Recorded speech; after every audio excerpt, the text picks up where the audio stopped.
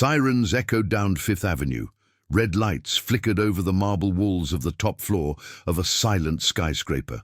A broken champagne glass left a golden thread trailing across the Persian rug. Beside it, an abandoned diamond ring. Outside, chaos.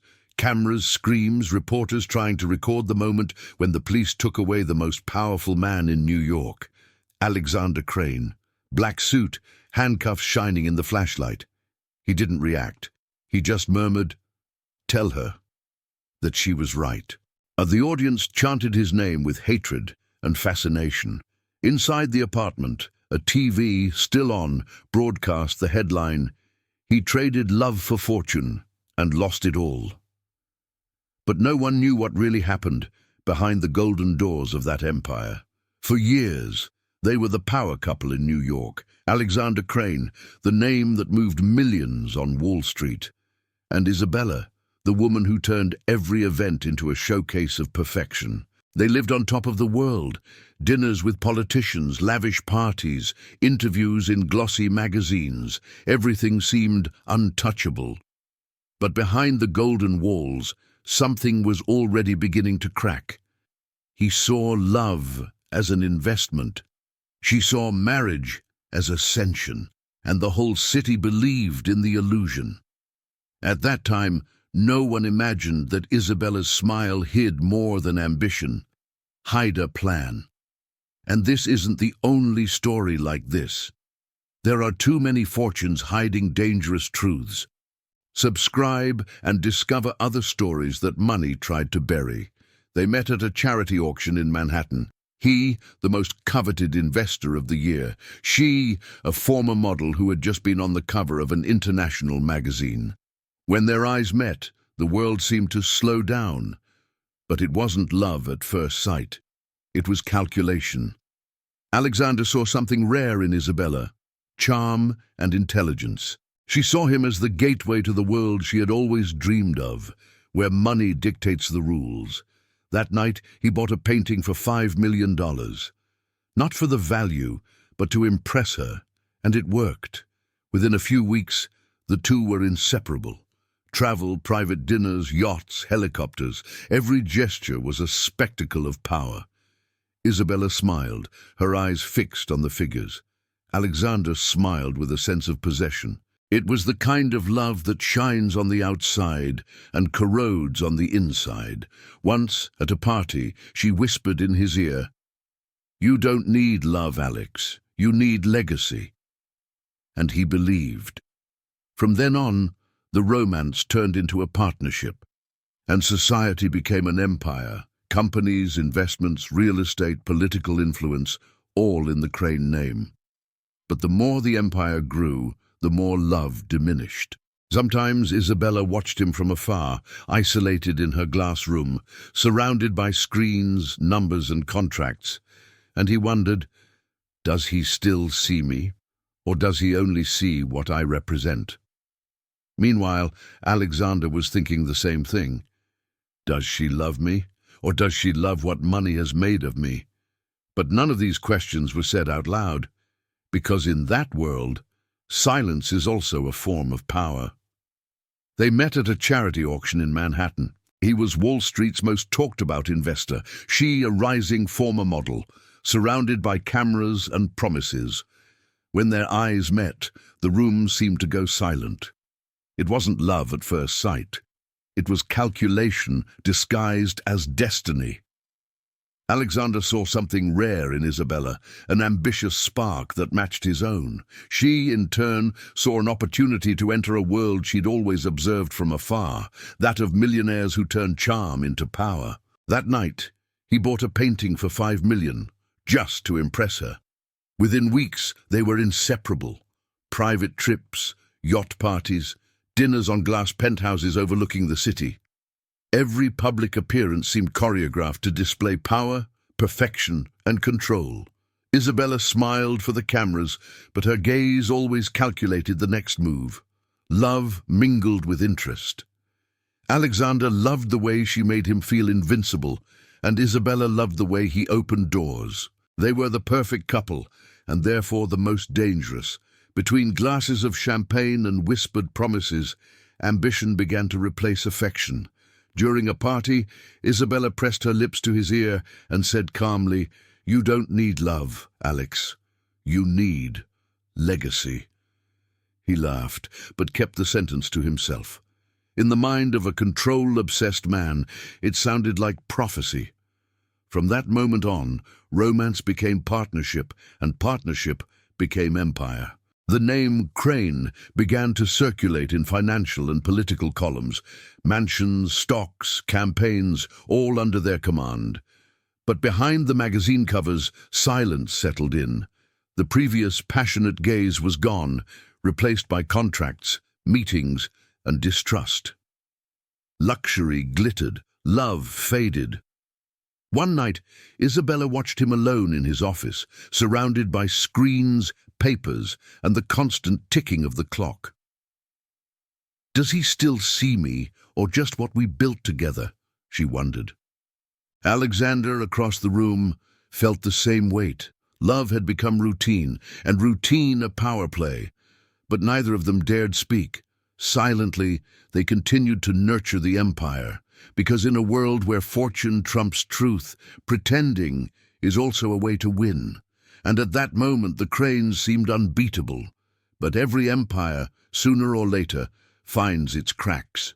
The Crane fortune grew at a staggering rate. Alexander dominated investment funds, banks, and construction companies. His offices occupied entire floors in Manhattan. Isabella was the public face of the brand, gracing covers and giving speeches about philanthropy. Everything seemed perfect, but it was only appearance. With success came distance. Alexander spent entire nights reviewing figures, locked in his glass tower. Isabella slept alone, surrounded by jewelry and empty glasses. The silence between them was deafening. When he spoke of profit, she heard loneliness. When she spoke of love, he responded with cold promises. The empire became the subject of columns and gossip. "The couple who bought New York," the headlines read. But at parties, Isabella noticed too many glances, too much whispering. Some women got too close to him, and in his eyes she saw the same sparkle that had once attracted her, the sparkle of conquest. One night, at a charity gala, a journalist mentioned a name Isabella had never heard: Clara Layton. The reporter's tone was provocative, almost cruel. She tried to hide it, but her blood ran cold. Alexander noticed, squeezed her arm, and smiled for the cameras. The act continued. When they got home, the silence was a weapon. Isabella broke a glass, the metallic sound echoing on the marble. "Who is she, Alex?" He took a deep breath, not looking at her. Business, just business. But they both knew, on Wall Street, everything is personal. From that moment on, their marriage became a battlefield.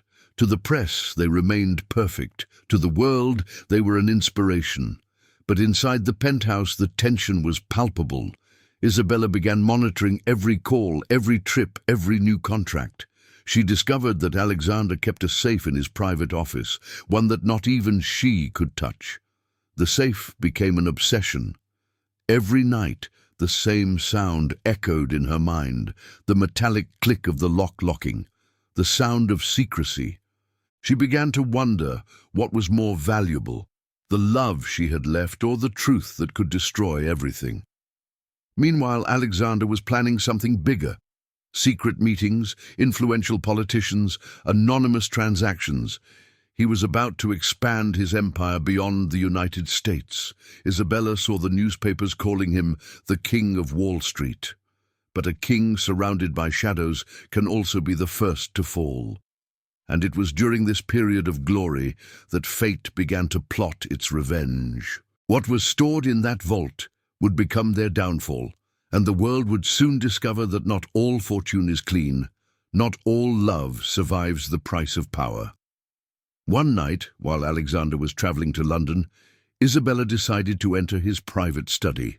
The city lights reflected in the windows, and the distant sound of cars echoed like a reminder of solitude. In the center of the room sat the golden safe. small but ominous, the secret that breathed between them. She typed in the code she'd always watched from afar. The metallic click made her heart race. Inside, she expected to find money, contracts, maybe a piece of jewelry. But there was only a black folder sealed with her name in gold letters, Isabella Crane, confidential. With trembling hands, she opened the envelope. Inside was a will. The document revealed something impossible. Alexander had transferred his entire fortune to an anonymous trust, with a clause that left her with nothing in the event of a divorce. And most cruel of all, the signature was dated on their wedding anniversary. The ground seemed to disappear. Isabella sat, staring at those cold words, written by the man who had sworn to love her. Everything had been planned. The love, the promises, even the control over her future. He hadn't married her. He had invested in her, and now he was destroying her. That morning, Isabella wept silently, not from pain, but from rage. The luxury around her seemed to mock her. The crystal, the paintings, the expensive perfume, everything bought her submission. She looked at the will once more and whispered, "Do you want to play, Alexander? Then I'll learn the rules." The next day, he returned from his trip, smiling, bearing expensive gifts. Isabella greeted him with the same mask as always. No words, no accusatory look. Just the calculated silence of someone who has already made up their minds and doesn't intend to make a mistake. He didn't notice, and that was his first mistake.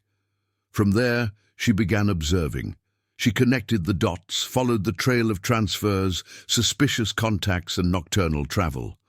She discovered false names, shell companies, and a silent partner in Delaware. The Crane Empire was built on sand, and the wind was already beginning to blow. But Isabella didn't just want to expose the truth. She wanted to destroy Alexander on the very stage where he'd turned her into a spectacle. Punishing him wasn't enough. He had to be humiliated, and the first step would be to make him believe he was still in control. The second, to make him lose everything. One rainy night, she tucked the will into the back of her drawer and looked in the mirror. "I will not be a victim of his fortune," she said, and for the first time her reflection smiled back. The woman in love had died. In her place, a strategist was born. The following days seemed peaceful, but Isabella was no longer the same. Every smile was a disguise, every touch a trap. Alexander noticed something different, but interpreted it as fatigue. He didn't know that while he slept, she was already rewriting their fate. The war had begun, and he hadn't even noticed. Isabella began to reach out to people she had previously despised. Secretaries, lawyers, investors rejected by Alexander. She used charm and intelligence as silent weapons. "Power is not taken by force," she told herself. "It is conquered in silence." And New York City is perfect for conspiracies. In discreet meetings, Isabella listened more than she spoke. She discovered that Alexander hid millions in tax havens, operated political schemes, and bought inside information. She kept every detail, every piece of evidence. An empire built on secrets always collapses. All it takes is a precise push. One morning, she made an appointment with Ethan Morales, the Crane's former lawyer, who had been dismissed after a disagreement. He looked at her, intrigued. "Why now, Mrs. Crane?" Isabella looked at him firmly and replied, "Because the time has come to return what is mine." He understood, and he accepted the game. Ethan became the invisible thread of revenge. Using old contacts, he began moving processes, transfers, and audits. Nothing public yet, just internal cracks. Alexander felt the weight but couldn't see the source. Isabella watched from afar, savoring every small fissure. Meanwhile, she kept up appearances. Gala dinners, photos in society columns, calculated kisses in front of the cameras. The love that had once been marketing was now ammunition. Every flashbulb concealed a plan. Every compliment was a step toward collapse. The theater continued, but the script had changed. One night, Alexander found the former lawyer trying to contact journalists. Angered, he fired staff and beefed up security. "Someone is leaking information," he said. Isabella hugged him and whispered, "Maybe the enemy is closer than you think." He laughed. She didn't. The first news reports began to circulate discreetly. Small pieces about irregularities, suspicious donations, and illegal transactions. Alexander reacted angrily, hiring advisors and lawyers. Isabella feigned surprise. "Honey, this will pass." But in her eyes, there was calm. The storm hadn't even begun. The safe, once a symbol of power, became a symbol of paranoia. He began locking it several times a day, as if the metallic sound could protect him. Isabella watched patiently. She knew the click of the lock was the same sound that marked the countdown to his downfall. And while the Crane Empire crumbled from within, Isabella's face shone in new campaigns and social events. Society saw in her a strong, admirable woman. No one imagined that behind her smile lay the author of New York's biggest financial conspiracy. The ballroom of the Waldorf Astoria Hotel gleamed like a golden temple. Crystal chandeliers reflected off expensive gowns and rehearsed laughter. It was the most important event of the year, the Crane Foundation Benefit Ball. Isabella, impeccable in a silver gown, looked like royalty, but inside chaos awaited the right moment. Alexander took the stage with his calculated smile.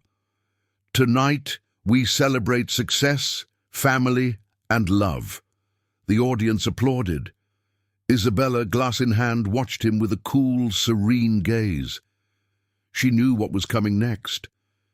In that moment, all the secrets were about to emerge from the shadows and invade the room. Among the guests, journalists and investors awaited the final speech. On the screen, images prepared by the media team were displayed. But Isabella had switched the files. When Alexander announced a new international project, the screen revealed something different: bank statements, illegal donations, and the names of corrupt politicians. The hall fell silent. In seconds, glamour turned to shock. Whispers cut through the air like razors. Alexander froze. This is a technical error," he shouted, struggling to maintain control. Isabella, motionless, simply watched. The world saw the empire crumble for the first time, live. Flashbulbs went off like gunshots. Journalists stood, microphones were extended, and the name Crane became an instant headline. Alexander tried to descend the stage, but security and reporters blocked the exit. Isabella stepped forward and said softly, "You traded love for fortune, Alex. Now the bill has arrived." Chaos erupted. The orchestra stopped playing. Glasses fell. Someone filmed every second.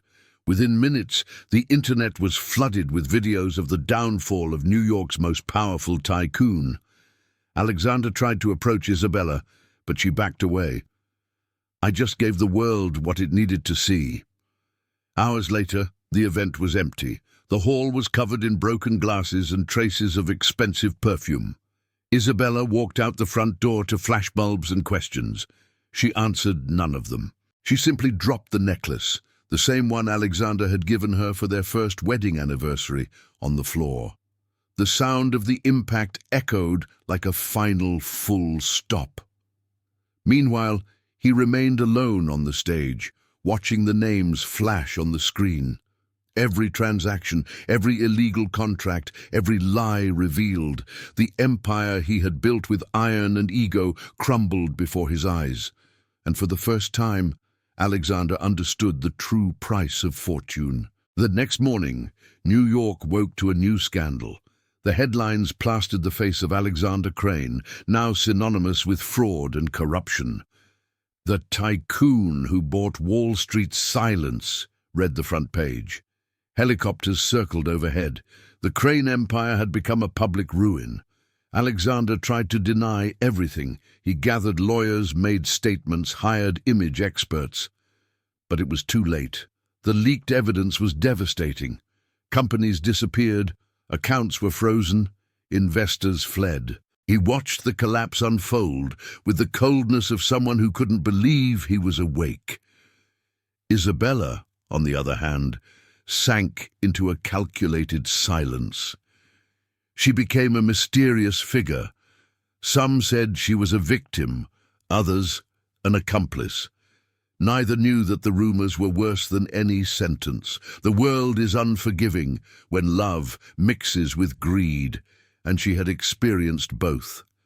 Soon, the glass enclosure became a prison.